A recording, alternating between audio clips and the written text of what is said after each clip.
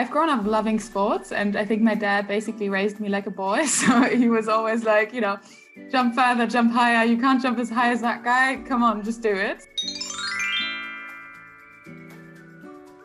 Hi, everybody. Welcome to a new episode of the Fit Fun Podcast. I'm Fatima K, your human potential coach, and you are listening to a new episode of a new segment on the Fit Fun Podcast. If you haven't heard, it's called Empowered Women. So it's a podcast dedicated for women, from women, for women, only women. It's women paradise. And we're talking about women empowerment, and we're having conversation about, the challenges, the lesson learned, and every advice that, a woman can give to another woman just to, give her more power to live her best life. And today, as you've seen in the title, it's all about how a woman can smash it in a man's world. And we're talking about professional life, so in a professional environment. And I'm super excited because I have a conversation. I like having conversation with people, and today the guest is the perfect person for that, I feel. So meet Eva Schönwald. I practiced her family name before so I say it right. So she is an economist passionate about equality, and she works as a quantitative researcher at What Works for Children's Social Care in England. It is a research center which focuses on improving the well-being of children involved with children's services. She's also the co-founder of the Women in Economics Initiative. It's an organization that works towards gender equality in the field of economics. And I think I would love to hear more from it for sure. It's the perfect, I think, initiative and entrepreneurial endeavor for this kind of segment. So let's meet Eva. Hi, Eva. Hi, thanks for having me. Thanks for being here. So super, super excited. So it's new that I present, people. You always, ask people to just introduce themselves. Anything that I missed, like tell me more personally, who is Eva? Yeah, sure. I mean, so I'm originally from Germany. Have traveled around a bit, have at some point found economics being the kind of topic I'm most interested in. So I'm a data person. I love working with data and doing data analysis. So I'm more on the geeky side of econ, I guess. I love doing sports outside of work, meeting up with friends, and yeah. Super excited. Super exciting. Okay, so you're German, you live in England, and you fell in love with economics. And it's nice that we have, so many different personalities, with different interests, right? Because it's definitely not for me 100%. I love math, but I'm someone that, is more of a big picture kind of thinking than just going into details. So I've always, when I meet people having, skills or strength that I don't have, I always feel inspired. And I feel like, oh, thank God, that there are people like you. So, we don't have to learn everything or to be everything. So that is so really, really cool. So, like I said, today's topic is about, how to smash it in a man's world. And you're in a perfect working environment for that, right? So give me some facts, because you're a stat person. Like how many percent, what's the percentage of women in economics in Europe, let's say? Yeah, I mean, it's quite interesting. I think even in my studies, there was like 20% women probably in most of the studies I did. And then I actually started off in consulting, which was much more male dominated than where I am now, because children's social care is a lot more women work in it percentage wise. But then, for instance, if you look at the research team itself, that percentage drops a bit more again. So as soon as you get towards kind of more, I think, math or data heavy sections, it's more men again. But I think especially in consulting, we were usually around 20% women. And I mean, to be honest, I've been quite used to it, because I think it's like something that in econ just happens, and you get used to it and you don't really think about it until you then kind of actively take a step back and you're like, oh, there's not that many women in my profession, is there? Which is also why we started to, why we founded the Women in Economics Initiative, because we were like, well, it's such an interesting and wide topic, and we should really encourage more women to take on that profession, and also to kind of support them and equip them with what they need in kind of a more male-dominated environment. Right. And that is yes, perfect. So what does a woman need?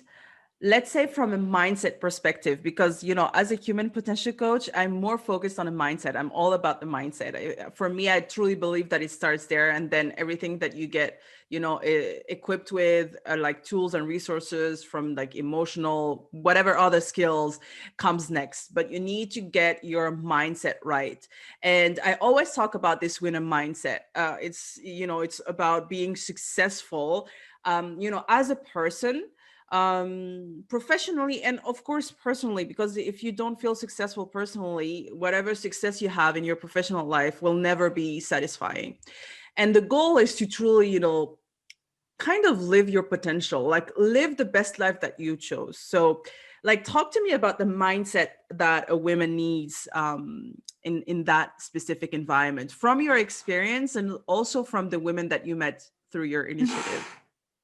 Sure. So I think there's several things. I think, for instance, what I realized going more and more through economics and meeting more women is that, for instance, I've grown up loving sports, and I think my dad basically raised me like a boy. So he was always like, jump further, jump higher. You can't jump as high as that guy. Come on, just do it. So I think he's really, I've really learned to appreciate challenges and to not see kind of a gender difference in the same way. Like, I wanted to do the same thing the boys can do.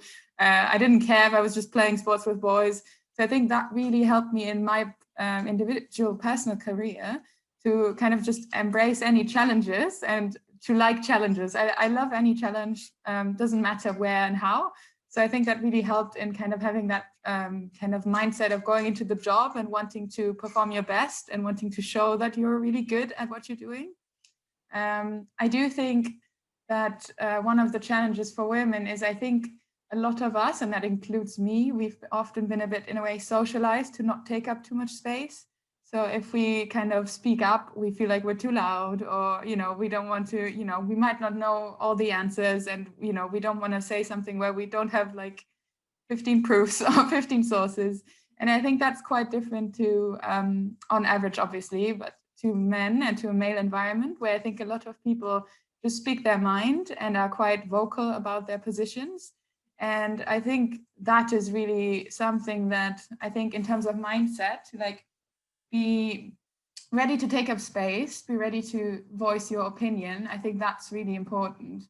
And I think at the same time, also finding the right balance between, going out of your comfort zone in terms of maybe being a bit louder than you'd usually be, speak up a bit more, but also kind of creating opportunities for you to succeed without, changing the person you are. Because, if you're more quiet, then that's fine. You just have to like find a way to make kind of your work being seen, and to make, your work appreciated by colleagues that might be just, louder on average.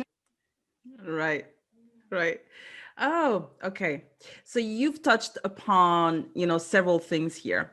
So first of all, I really connected with you on a personal level when you talked about your experience of, growing up with your dad, pushing you, doing all these sports, and, just having this, equality mindset between, like, there are no differences. And what better time to really get this through someone's head that you were, that while you're a child, right? So, and I completely grew up like this too.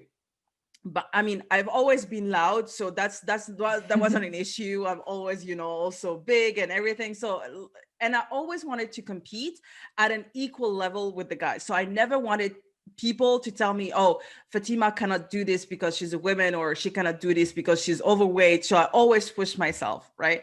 So, and I think this competitive mindset is also really, really healthy into discovering who you are, and just saying to the world, okay, this is who I am, and making them accept you as who you are. And some people won't, but you don't care about that. You just, erase them from your life, these kind of person. But so this is super important, having this competitive mindset and like really thinking of there's no differences, right? I always say we have one brain, 2 hands, 2 feet, like we have the same thing, right? Yeah, the vehicle is the same. So now what is going on inside is your experience, your strength, your weaknesses, the skills and everything. This is what differentiate you. But at the beginning, if you start by saying, okay, well, we are on an equal footing here, and whatever I do is on me. So if I decide to push myself, I'm going to go further. If I just, decide to stay, I will just, keep the same level and do not evolve anymore. It depends on your mindset. So I really love that, the competitive, I think, mindset. You also talked about, like, you started to talk about the challenges, right? Of like being a minority. And we discussed that a bit in a previous conversation, right? Like being a minority, whether you're a woman, a man, Black, Arabic, Muslim, whatever, it is never easy, right? You always have to, make space, be louder, and like prove, more than, if you're part of the bigger population. Let's go through those challenges. I mean, what are the biggest challenges that you've been through as a woman wanted to be successful in a man's world? And also, like, what did you have as feedback from the other women too? Sure. I mean, I think there's plenty. We'll have plenty to talk about.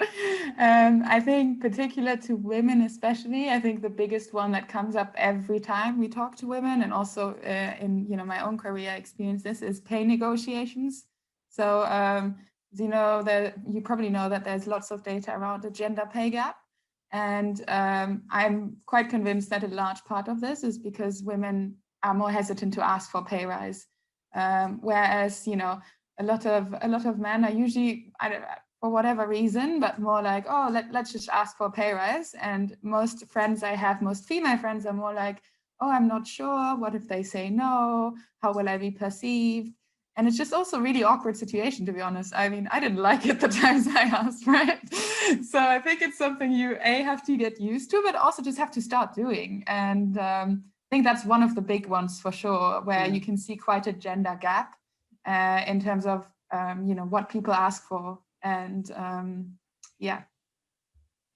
I mean, this is really interesting because on a personal level, I had this discussion with one of my professor when I was doing my master's degree.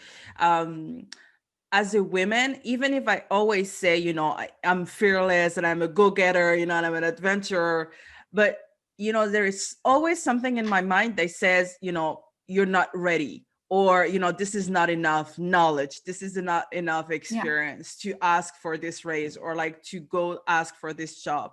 I feel like as women, we always want to be ready, we always want to be prepared, and we want to be like, comfortable, because as you said, it's awkward to go and ask for more. It's like, are you you can see that I can get more, so give me more without me asking you, right? But definitely. As you said, men are always, okay, even if they don't have the experience, even if they don't have the knowledge, they will try. And for us women, we're always, think more about it. And this thinking allow fear and doubt to creep in, which also, kind of, how do you call it in English? I forgot the word, but it doesn't, it doesn't accelerate the process. On the contrary, it just delayed it. So and that's why I think it takes too much time now, and too many initiatives, I think, for women to just ask for it. Just ask and see. Even if you're going to be disappointed, this is like 50% of the result, and the other 50% is like you may get it. So that will be also and also I think even if you don't get it at first, and I would say my prediction is most women actually get their pay rise when they ask for it, because surprisingly enough, that's usually because they're really good at it and they just haven't asked for it before. But anyway, even if not, then you at least set yourself up to like, you've shown what you want and what you want to do. Exactly. And then, you know, your manager can give you, well, this, and this you would need to work on for me to promote you. And then at least you have something you can work with. Otherwise you keep being in the like, maybe I'm good enough, maybe I'm not, etc. So I think a great parallel example kind of is the Global Institute for Women's Leadership, which I highly recommend checking out. They have really interesting research. They did research on differences between women and men in applying for jobs. And there's some research out there that, you know, I don't know the exact percentage, but basically women would only want to apply if they fulfilled every single point in a job application. You know how they have like what we're looking for in an ideal candidate. And men would already apply if they only, say, fulfilled half of the points. Right. So it's just like that kind of going for it, which I think is harder for women on average. And also this kind of, I think you also don't want, I think we want to be liked, right? And that's kind of, I think, one of these kind of things that go with it. You don't want to be, you know, come across as someone who thinks of them as too highly or whatever it is. And I think that we kind of have to get kind of separate, because it's like we're after all in a business environment and we know our worth and we should, you know, we should get what we kind of deserve for the work we're doing. So I think that's really important to keep in mind. Yeah, I 100% agree. I love what you said about, just knowing our worth. So I think because we want to get all these boxes checked of the job posting is like, because we kind of know we're objective with like, okay, this is my level of skills and knowledge. And, I think I'm going to do good at this job. And that's why I'm going to apply, or like, no, I'm missing too much. And I'm just having the same thinking process as you said that, because I'm like, applying for some jobs. And I was like, that's true. I'm always thinking like that. If I don't have one box, I'm like, I'm not applying. And it's exactly. Really funny. I might have 9 and I'm not applying because the 10th I'm not using, It's crazy. It is crazy. That's true. And you said also another important thing is we want to be liked.